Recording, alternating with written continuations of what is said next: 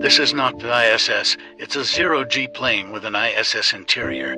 They use it for filming short zero-G scenes while free-falling. Here's an example of a zero-G plane being used for movies and VR. You're going from 1.8 Gs to no Gs, and it feels like your stomach is coming out of your feet.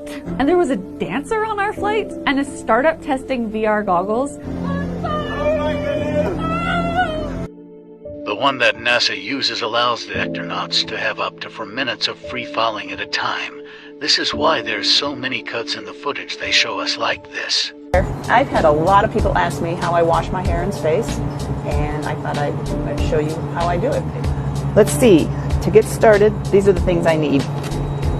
A bag of warm water, a little no-rinse shampoo, towel, and my comb.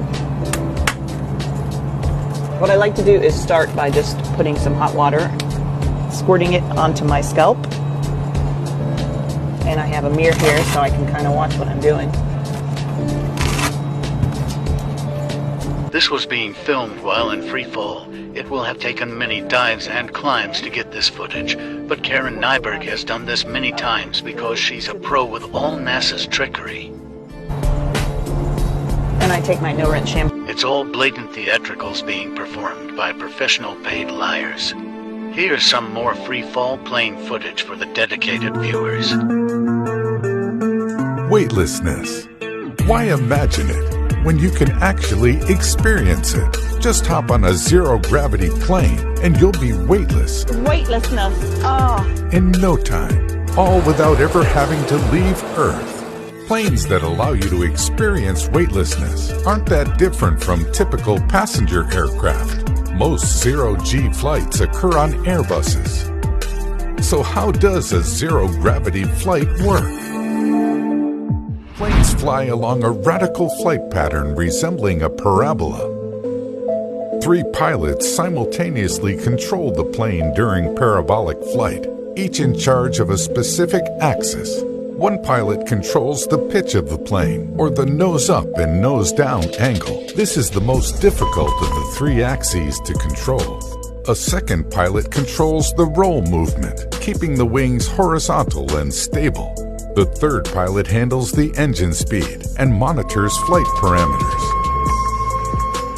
After reaching a safe altitude, one of the pilots starts a sharp climb, lifting the nose of the plane up by 50 degrees. This is the pull-up, the upward approach toward the peak of the parabola. The plane peaks at 426 miles per hour during this maneuver, subjecting everyone on board to a gravitational force 1.8 times greater than what's on the ground for about 20 seconds. Once the pull-up is complete, the plane can finally enter the phase of weightlessness. The pilots gradually reduce the plane's engine speed as it approaches the peak of the parabola, and then it free falls.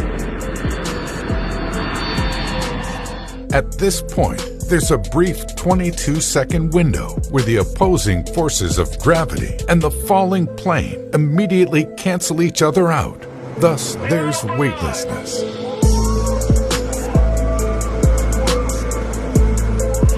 These 22 seconds start and end at an altitude of roughly 25,000 feet, peaking at nearly 28,000 feet in the air.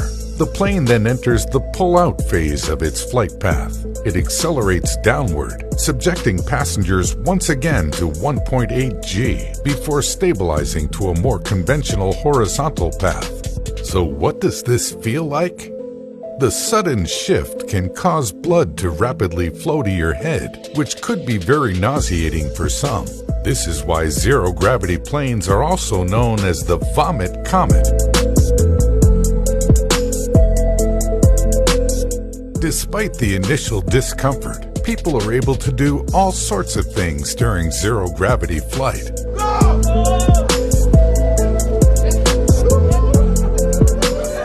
People board these flights as part of their astronaut training. Others use the unique conditions of zero-gravity flight to perform scientific experiments. Creatively inclined people have even shot music videos. Were you scared? Were you cold? Were you kind? And films on these flights. The possibilities are endless, and the best part is, anyone could book themselves a flight on a zero-gravity plane and do whatever they want.